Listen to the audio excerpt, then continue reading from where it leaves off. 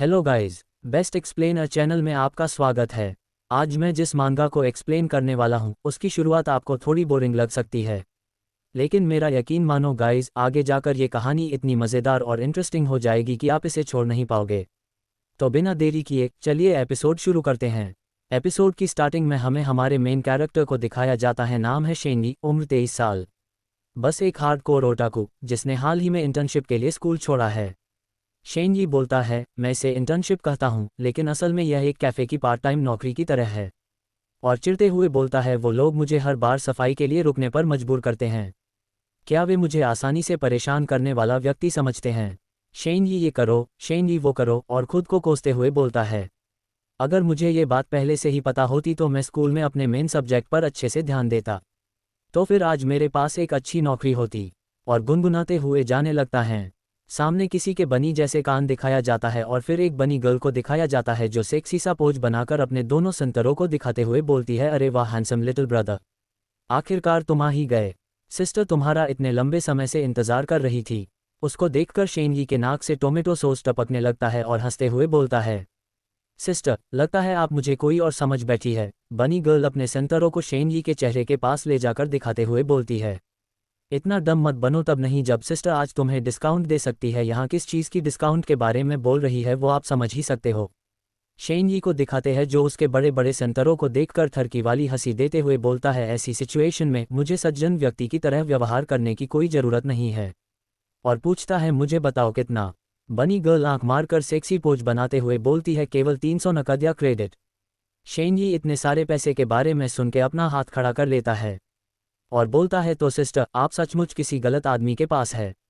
और सीढ़ियाँ चढ़ते हुए मन में बोलता है, इस पैसे से शायद मुझे इतना अनुचित रूप से ठगा नहीं जाता। वो बनी गर्ल भी शेनजी को जाते हुए देखकर मन में बोलती है, क्या मैं सचमुच गलती कर बैठी। शेनजी का सीन दिखाते हैं जो सीढ़ियाँ चढ़ते हुए बोलता है, जल्दी से घर वापस चलते हैं, मेरा टेकअवे जल्द ही यहाँ आने वाला होगा।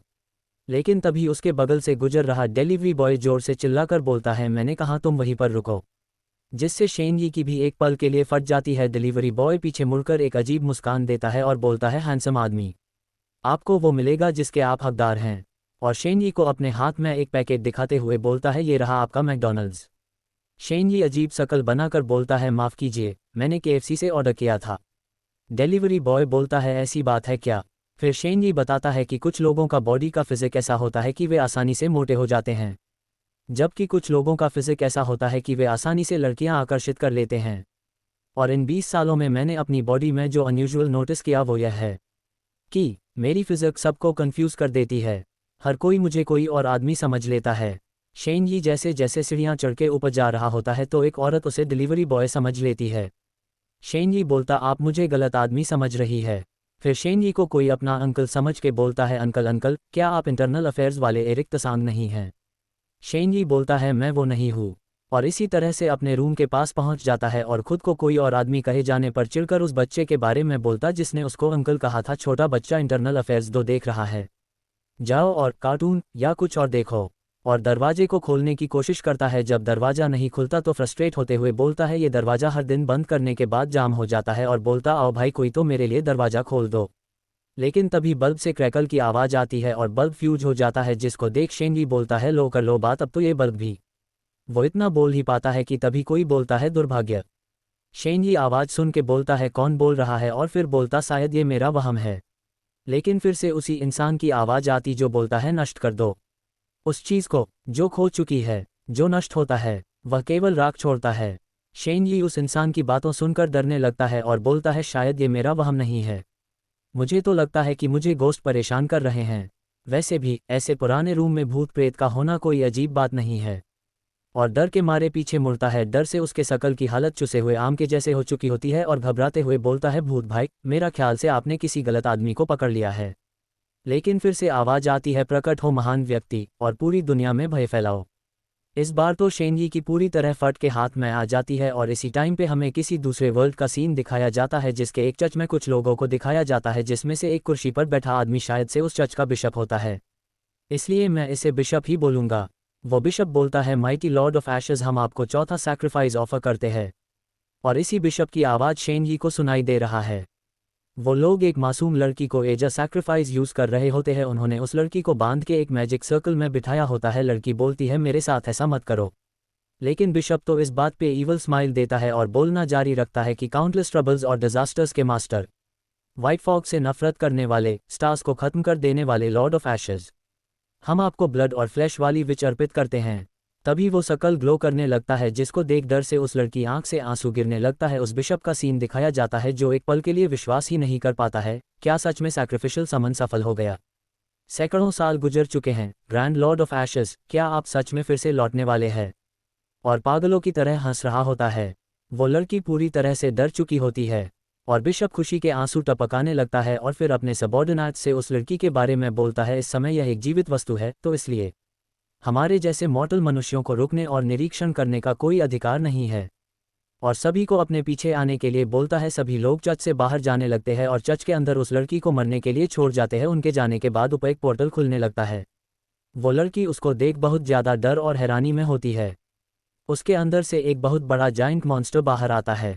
वो लड़की डर से कांपने लगती है और बोलती है लॉर्ड ऑफ एशेज। फिर हमें उस मॉन्स्टर के चेहरे को दिखाया जाता है जिसमें गोल्डन कलर का सिंबल बना होता है।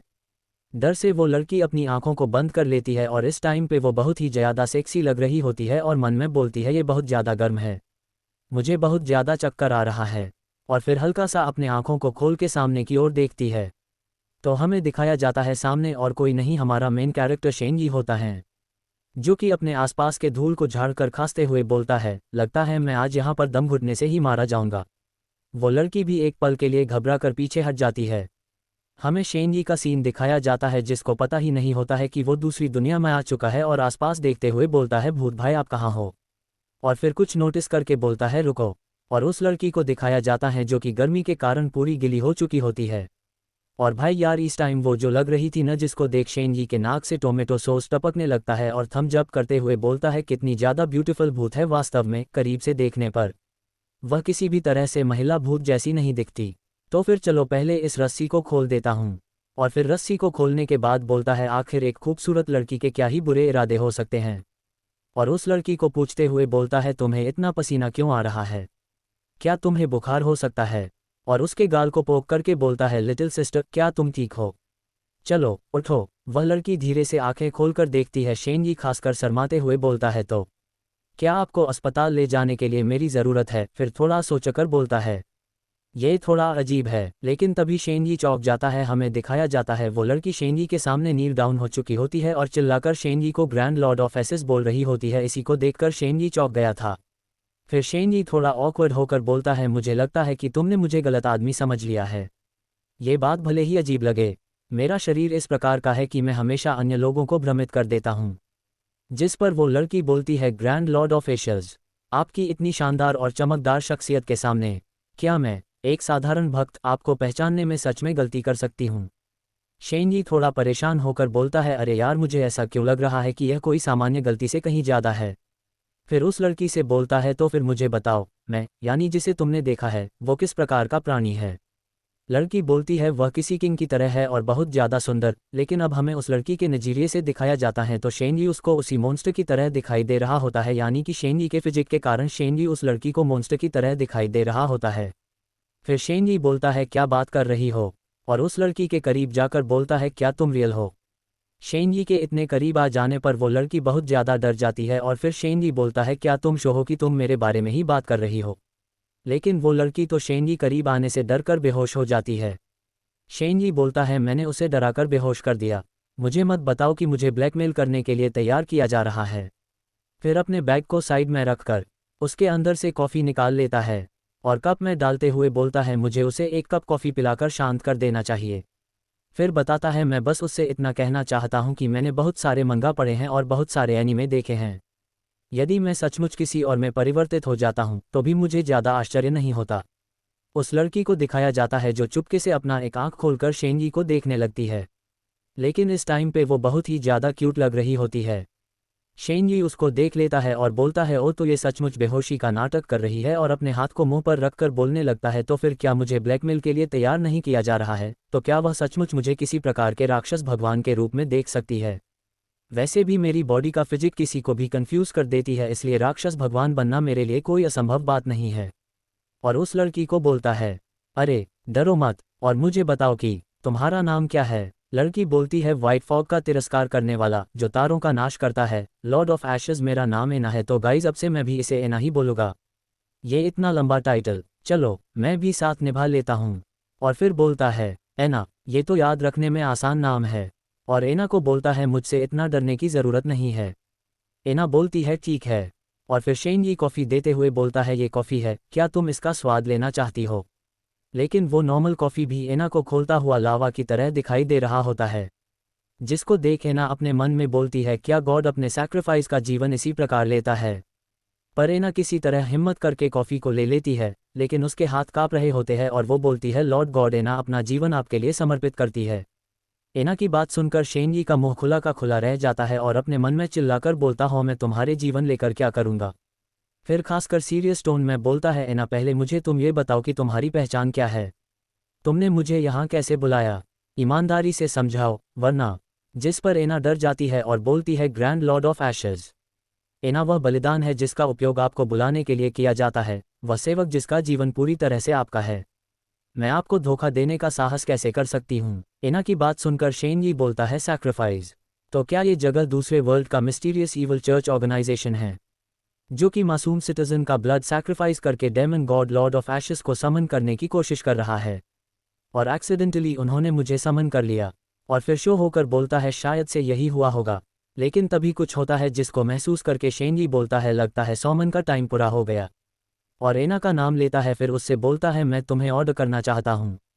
एना बोलती हैं, यस। शेनजी इस वर्ल्ड से जाने से पहले ऑर्डर करता है, एना मैं चाहता हूँ कि तुम अपनी ज़िंदगी प्रॉपरली और केयरफुली जियो। एना एक पल के लिए स्टन रह जाती है और पास्ट के बारे में सोचने लगती है, जिसमें उसको कैसे ट्रीट किया जा रहा था, जिसमें चर्च के लोग बात कर रहे होते हैं, तुम लोग इसे ले जाओ और इसे खाना खिलाओ, इसे संभाल कर रखो जब तक जिंदा बलि की ज़रूरत ना पड़े। एना को किसी जानवर की तरह बोलते हैं, तुम्हारी ज़िंदगी इसी बलि के लिए बनी है, बलि बनना तुम्हारे लिए गर्व की बात होनी चाहिए।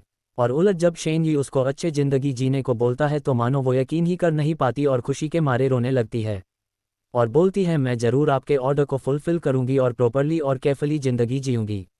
और मैं यहीं पर इसको एंड करना चाहूँगा। इसके नेक्स्ट पार्ट के लिए 5 कमेंट्स का टारगेट पूरा कर दो, तो नेक्स्ट चैप्टर जल्दी ही आ जाएगा। मिलते हैं एक और न्यू वीडियो में, तब तक के लिए बाय बाय।